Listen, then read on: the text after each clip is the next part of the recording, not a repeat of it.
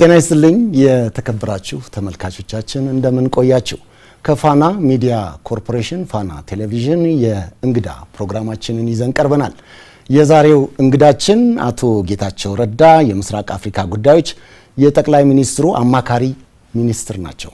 አቶ ጌታቸው ጥሪያችንን አክብረው እዚህ ድረስ ስለተገኙ ከልብ በተመልካቾቻችን ስም አመሰግናለሁ። አመሰግናለሁ። እሺ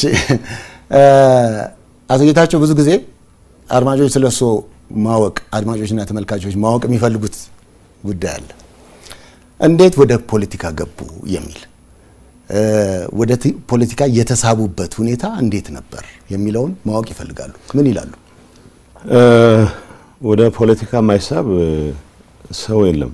እሺ የሆነ ኢንቫይሮንመንት ውስጥ ሆነ የሆነ አገር ኑር የሆነ ሰፈር ኑር ሸፍት በል ወደ ፖለቲካ የምትሳብበት ሁኔታ አለ።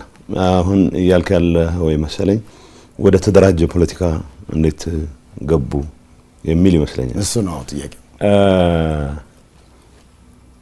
እኔ ለረጅም ጊዜ ከዩኒቨርሲቲ ከወጣሁ በኋላ አስተማሪ ነበርኩ።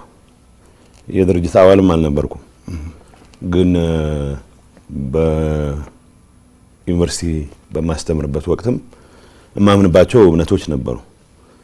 በዛን ሰዓት የነበረው ገዢ ፓርቲ ካሉት አስተሳሰቦች ጋር የሚቀራረብ እምነት ነበረኝ።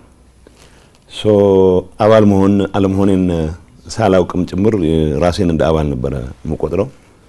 በሂደት አይ ቲንክ ከዩኒቨርሲቲ ወጥቼ መንግስት ስራ ውጭ ጉዳይ ሚኒስቴር ማገልገል ሲጀምር ስትራቴጂክ ፖሊሲ አድቫይስ ነገር እንድሰጥ ነው የተመደብኩት።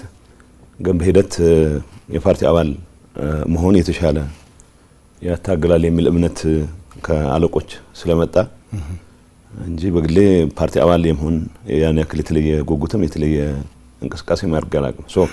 ምናልባት በሂደት ያየሁት ነገርም እኔ ወደ ህወሓት አመራርነት የመጣሁበት ሂደት ያልተለመደ ሂደት ነው። ትልቅ ስልጣን ከያዝኩ በኋላ ምናልባት በፓርቲ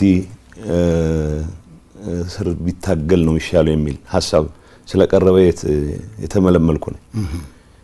በተለመደው ሂደት ከስር ጀምረህ እየተመለመልክ እያደግ እየተኮተኮተ እያገለገለ ጎንበስ ቀና እያለ አይነት የመጣ ሂደት አልነበረም።